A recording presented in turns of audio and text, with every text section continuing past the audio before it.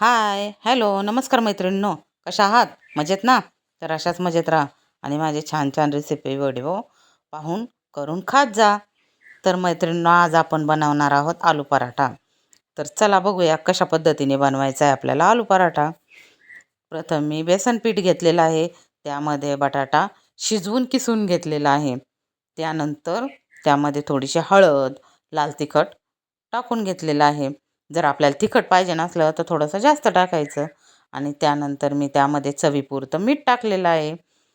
त्यामध्ये मी अद्रक आणि लसूण टाकून मस्तपैकी हिरवी मिरचीचा ठेचा करून टाकलेला आहे. आणि नंतरून बारीक कोथिंबीर चिरून टाकली. आणि तवा गरम करायला ठेवून त्यामध्ये तेल, कढीपत्ता, हिंग आणि थोडंसं जिरा टाकून मस्तपैकी तडका दिलेला आहे. आणि त्यामध्ये थोडंसं पाणी टाकलं. पाणी टाकल्यानंतर मी सगळं ते मिक्स करून घेतलं.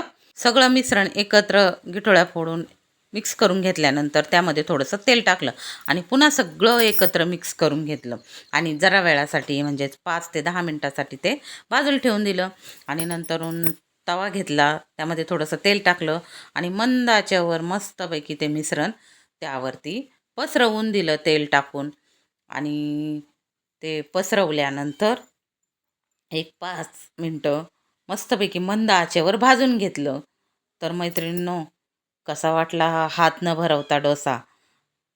तर अशा पद्धतीने पराठा करून पहा. पराठा म्हणा किंवा डोसा म्हणा. तर अशा पद्धतीने हा पराठा करून पहा. आणि करून झाल्यानंतर खाल्ल्यानंतर मला टेस्ट कशी झाली ते कमेंटमध्ये सांगायचं बरं का. तर मैत्रिणी, तोपर्यंत असंच मस्त खा आणि स्वस्त राहा.